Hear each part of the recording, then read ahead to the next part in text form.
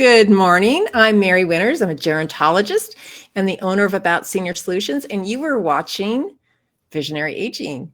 We want you to be in control of your aging process. We want you to put a plan together so you stay in control. And with this show, then we bring some great resources to you so that you can thrive and live exactly the way you want in the environment that you want to. So today we have a great show. I have Pam Mims on, who will turn your piles into files. And she's done that in her office, creating systems. She works with a lot of attorneys, but she works with a lot of seniors too. So we'll talk with her a little bit about the details and some of the things that she handles for people that way. We have our Steve McCullough on, and wish our very special Melinda her best. She is sick right now, and so she's not going to be on today, but she will be back with us next week. So please keep her in your thoughts. So let's go ahead and we'll bring Steve in. Let me find his intro. And here we go.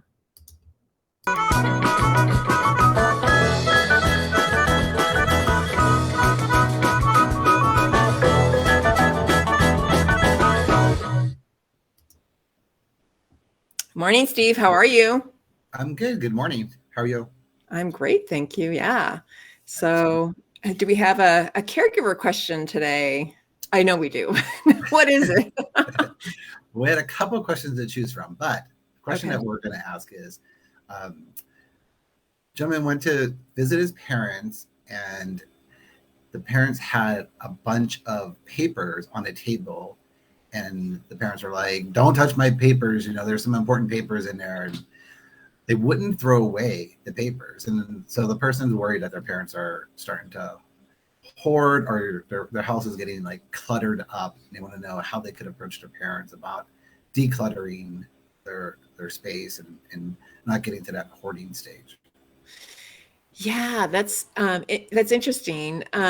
Sometimes someone who may have some early signs of memory loss may not have that ability to kind of sort and reason through some of that paperwork. So everything kind of becomes important. So that's a sign to be alerted, from possible memory care. Also depression can kind of manifest like it is memory loss as well. People start kind of, I don't know, I was talking to some people who had the loss of a loved one recently, and she said, I couldn't read a book or, retain the information. I wasn't remembering things. I had to have somebody come with me and take notes with everything that I was doing. So sometimes that can manifest and look as memory loss also. That said, going back to the hoarding and the paperwork, I think understanding where that senior is, why they're doing what they're doing is really important, and not just assuming that it could just be memory loss. It may be also sitting down with them if they'll let you and looking through their checkbook. Oftentimes we'll see that they're paying the same bill over and over, or they haven't paid another bill. But when hoarding and collecting of things becomes very unsafe, that's when we may have someone else who needs to come into the house and really eliminate some of those items. And that can also be very painful depending on the mental condition or attachment to those things for people. So the very beginning things of just a little paper pile is very interesting and could mean several things. But seeing if you can gently go through, or asking them more about what that pile is for, can be an eye opener, and perhaps something that they may be willing to share. So those little piles could mean several things from my perspective. They could mean something completely different to Pam Mims, because she is a professional who handles that paperwork and gets it out of being that big pile. So I'm looking forward to talking with Pam today too. So yeah. So how about we come back? Melinda's not going to be on with us today. She's sick. How about we come back and we talk a little bit about what day of the week it is, or what? Yeah, it's a special day today, and we missed Flamingo Day, so I'm kind of bummed about that. But we'll see what day it is today, and tomorrow we'll be able to celebrate something for the weekend. How's that? Sounds good. Sorry to hear about Melinda. All right, sounds good. All Well, let right. me go ahead and I'm going to bring Pam in. Pam is a longtime friend of mine. She is fantastic. She knows how to handle paper like nobody's business. So we're going to bring her on, and she's going to share some of her tips about how we make these huge piles into nice, organized files. So, Pam, welcome. How are you today? I'm great, and thank you for having me, Mary. It's a pleasure to be Absolutely. here. Thank you. Absolutely. So I know you may have different systems, or maybe you have the same systems, because you've actually been in my office. It's really important for us as we're growing and developing a larger team that we have a really organized system with the way we handle our paperwork and so forth. Right. And so you've kind of gone through, you audited what we do and how to make some improvements, and you come back periodically to help us with that. And I know you work in law offices very often, and do something similar, prepare people for trial and that sort of thing with their information. But share a little bit about how you work with our seniors. With seniors, I love it, and it can be challenging as far as what Steve was bringing up. Is where paper gets accumulated and they don't want to let things go. So how I work with seniors is we sit down with those piles, and it can be a little tedious, but to really talk to them about why they want to hang on to a certain particular type of paper. You might have memorabilia, a lot of memorabilia Sure. that they want to hang on to, cards, and I will discuss with them as far as when do you actually sit down and go through this file of pocket of cards and memorabilia, and lesser ones that really are very, very sentimental to you. So we try to sort through that. And the biggest culprit has been, and I'm switching as far as now, the stacks of paper, mail. Incoming mail. Your mailbox sometimes is especially with seniors, because they might not use the computer to far as electronic bill paying, scanning. So if they practice those particular ways to do it, it helps. But when they don't, the mail just it piles up and it Sure. stacks up. So I discuss things with them as far as let's throw out all the junk mail, because you're not going to apply for this credit card. Let's opt out, because I can do that for them, to where opt out to where they don't receive those. Catalogs is a big issue. Magazines. And so it's we sit down and I come up with just really strategy for them and talk it through. And then we start tossing. When they see that, okay, another one of these solicitations, they're coming. Another catalog is going to come. So, because these things do repeat themselves in the mail. Right. And they know if you're ordering from them too. Let's send them double. Maybe double, and then also other companies somehow get the mailing list, and because there's catalogs or mail you get that you did not apply for or anything like that with that company. But personal documents, meaning medical records, receipts, tax documents, we talk about that. If they don't have a business, they don't need to hang on to that gas company bill that's 3 years old or 4 years old. Sure. So yeah, I think some people do get afraid of that. So how often would you go into a senior's home? I guess it just depends on how bad it might be, or well, I have one now that I go to twice a week, and it's not because there's stacks and piles, because I keep it at bay, but it's because she has a lot of files, and she's good. She's good at remembering what she has, what files she has, but we make sure we file, everything is filed, and she's able to find things. So sometimes having a good system in place is huge. There was one that it was maybe once a week or once a month. It depends on how the senior is handling their incoming paper. Sure. if that makes sense to you. Oh, yeah, no. And I know you love this work. You've been doing it a long time. Yeah. Maybe you can share a little bit about, I love hearing about why you decided to do what you do. And maybe you can share a little bit about that. Well, I love seniors. I love working with seniors. And as far as working with paper, well, I was a legal secretary in my former life, and you have to really be organized working in a law firm and being a legal, and they're legal assistants now. I'm dating myself as far as saying legal secretary. But I have a passion as far as you being able to find things, to put your hands on items, especially paper. I also had organized as far as objects, but my love is for paper.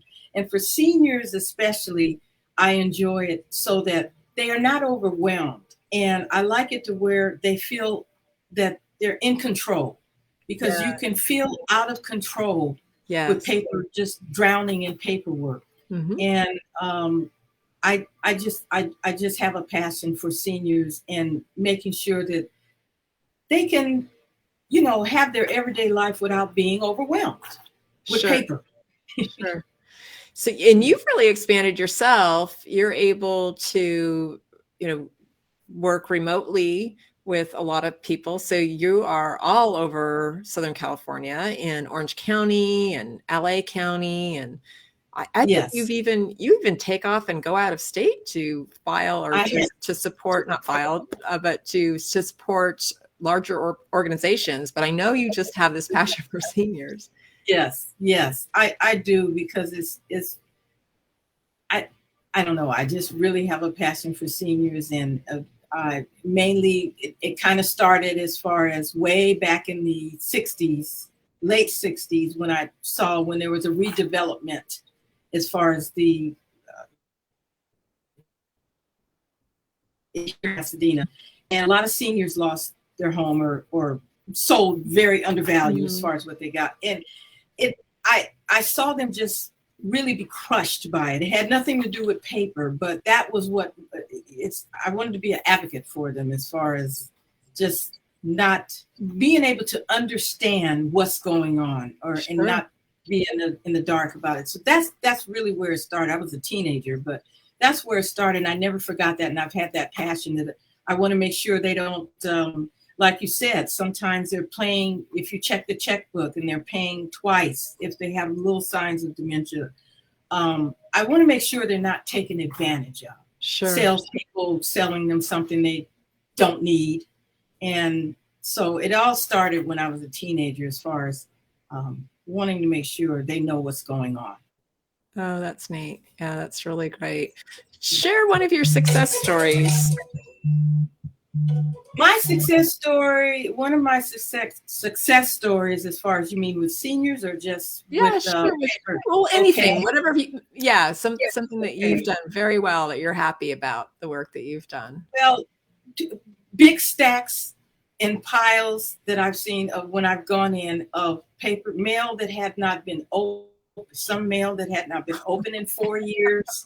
Oh my gosh. Stacks and piles of paper to where I made a very nice filing system, easy for the senior to read. Let me ask you this. If you were opening envelopes from 4 years earlier, did you come across checks and things that people had missed? Yes.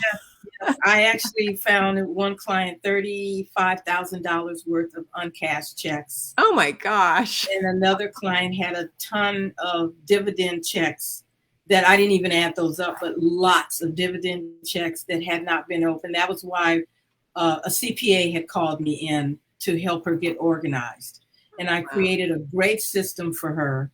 And there were no more uncashed checks laying around. And I would monitor to make sure she wasn't double paying. But that was a success story to me, is finding these checks, and that to end that to where this lost money or did not occur anymore. Oh my gosh, I can't even imagine. Yeah. And was she not even realizing she was missing it, or she, it just didn't click, or?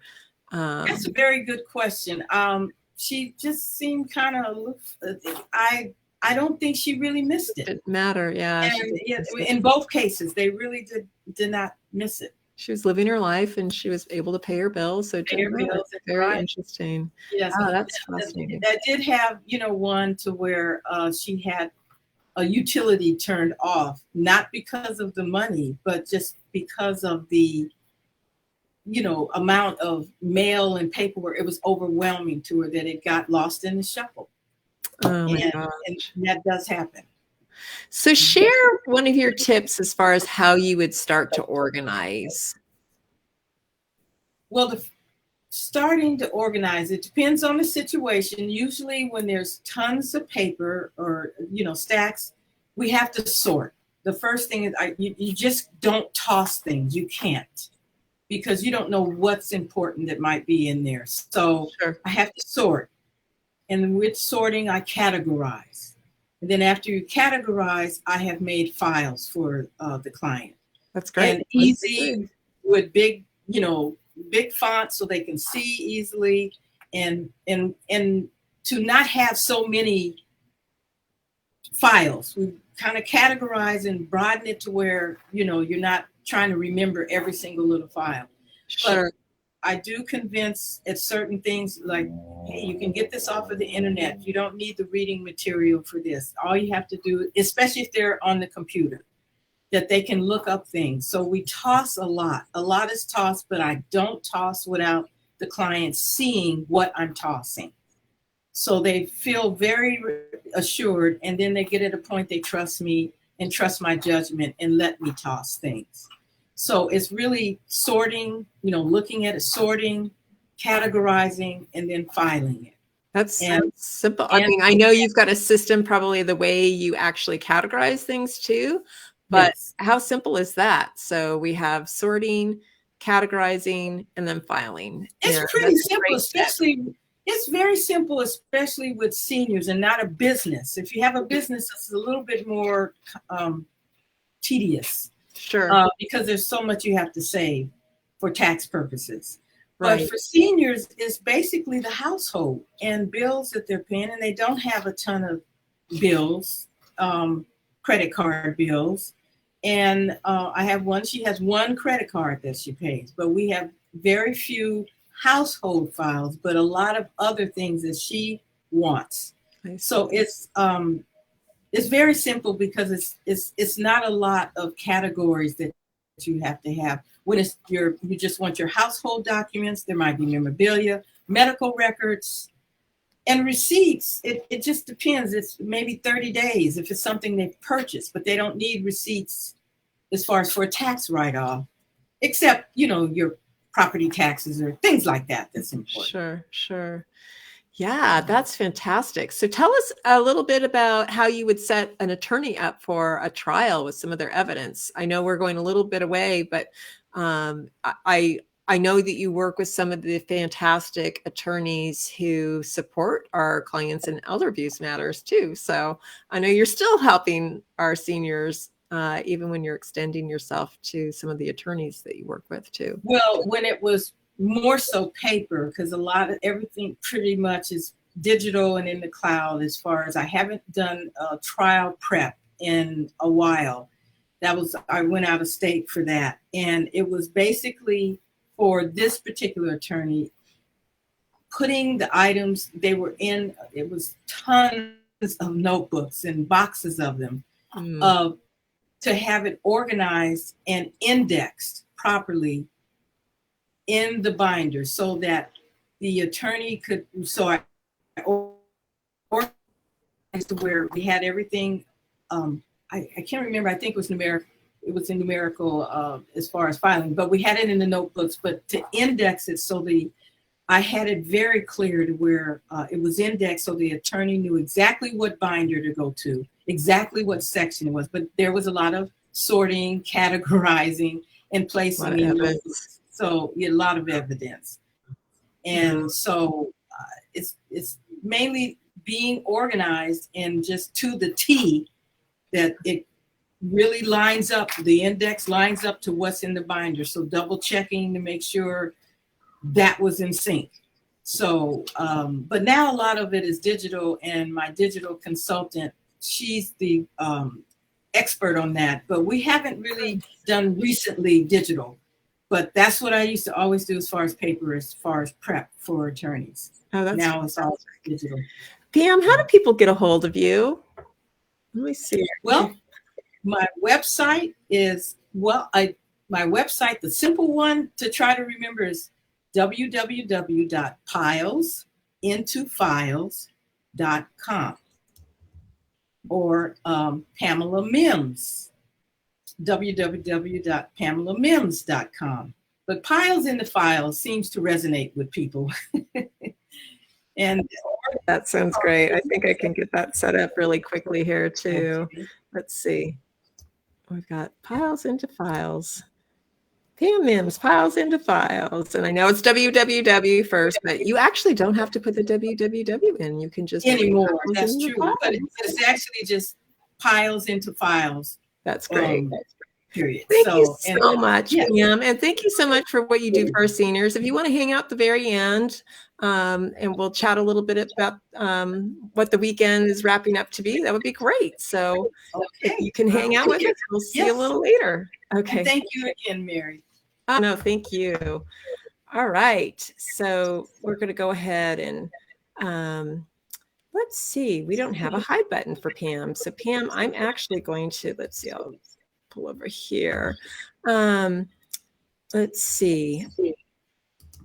I am going to pull up a very special 100th birthday. So let's go ahead and we'll talk about Miss Patsy Davis here in a second.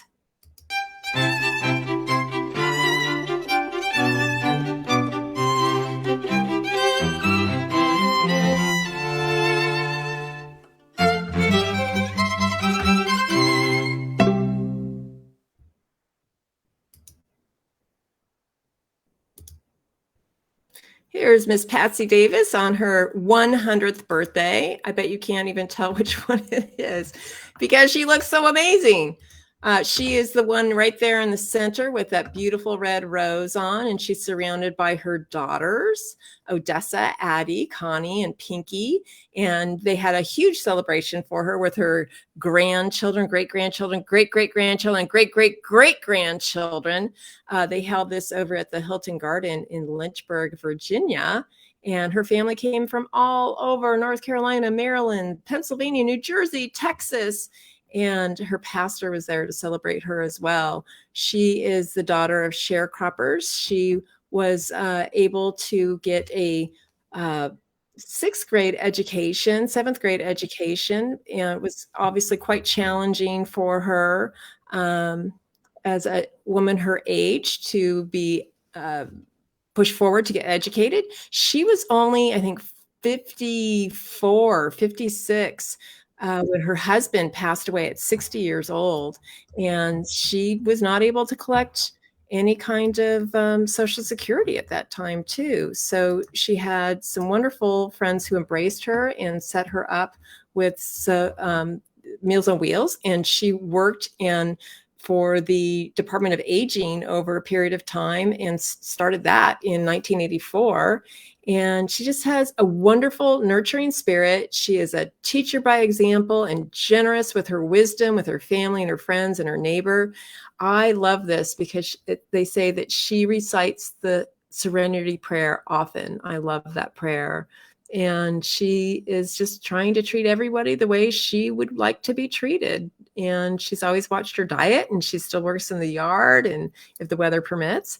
But she loves the outdoors and baking and making her sweet potato pies. So Miss Davis, I hope you have a absolutely fantastic birthday. I want to look like you when I'm 100 years old. I can't believe you're 100. And thank you so much for everything that you've done for your family and your community, and happy 100th. And we'll hope to see you on your 110th. So thank you so much. And let's get back to our friends here. Let's bring Pam back, and we're going to bring back Steve and see if we have a little something to talk about. Hey, Pam, see if we can talk about the weekend coming up. I'll unmute you guys, and let's see what day it is. Steve, do you know what day it is as far as the... It's It's Friday.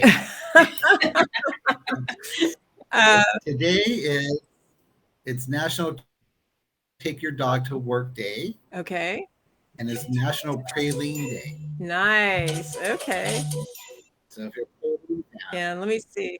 But Oh, tomorrow it's tomorrow. is National Strawberry Oh, Parfait well, I think Day. we got to get a bite of that. So, and also it looks like it's National, I can get behind that. let's see, it's National Log Cabin Day. So I've been reading about a few different people who were born in log cabins. Of course, they were born about 115 years ago, but not an uncommon thing for sure. I know Lincoln and Grant and all sorts of people were born in a log cabin. And then let's see, the pun. The pun is the contest for the most skilled logger ended in a split decision. They're always so bad. So good, but so bad, right? Those little puns. So for all the birthday celebrations we've done, this one I could not have guessed. I know, which isn't one it was amazing? Yes. She like Truly amazing. yes. I can't believe it. When somebody looks as old as their, well, we get that every once in a while though too, where the mom or the dad looks similar in age. I think as we start graying and or balding or whatever the case might be, we do look closer to the age of our parents. In fact, my dad used to tease and say, well, when I was 30 and you were 5, or I don't know what our age difference was, the percentage of our age difference was this. And then as you get older, the percentage of the age difference narrows. So, but you're right. Miss Patsy looks amazing. Yeah. Amazing. Yeah. So I want to know what night cream she uses. Or even day cream. Right. So let's see. So we have, oh, you know what? I don't think I put up the crossword. Have you ever seen what the crossword puzzle looks like? Or it's not a crossword, it's actually a word search. It's kind of cool. Let me see if we could pull it up separately. So here's the one on, let's see. So it has the words that you need to find. They're actually kind of hard. Some of my team in the office, they're really good at putting them together. I get frustrated. I'm not good at these. But I also have friends whose children enjoys these too. So if you want to call the office, 626-359-0108 and have us put you on our email list, we will send this to you for free. And you can celebrate these fun, silly days and enjoy them with your loved ones or children. I mean, I'm sure you love them too, but yeah, just have some fun. So the facility that my mom is in right now, they have that. They put those on her nightstand like every couple of days. Oh, fun! So I was visiting with her yesterday, and I saw one. I was like, "Oh, this looks vaguely familiar," but same Yeah. so, like the day of the whatever national day it is, and then a word search. But it's really nice. Good for them. That's great. Well, everyone, any big plans for the weekend? I have nothing. I got nothing. I have a 50th anniversary celebration that's going to be huge because they could not do it during COVID, so they're going way out. So I'm looking forward to that. Neat. Yeah. How about you, Steve? Anything? I'm just spending time with my parents. So, yeah, enjoying them. Yeah. Just to remind everybody, I'm sure Melinda would tell everybody, make sure you drink lots of water, stay hydrated this weekend. It's going to be really hot. Yes. Shelter. If it's too hot, you don't want to be out in the sun, especially for extended periods of times. Keep pets out of vehicles with windows up. If you're going shopping or somewhere where you need to put you have to take your pet with you. Make sure you leave adequate open air for them if you have to keep them in a car. Yeah, real dangerous. And we miss our Melinda today. So Melinda, I hope you feel better. Yes. And let me go ahead and we'll go ahead and say goodbye. But thank you, Pam, for being on. And thank you. And everybody have a great weekend. Okay.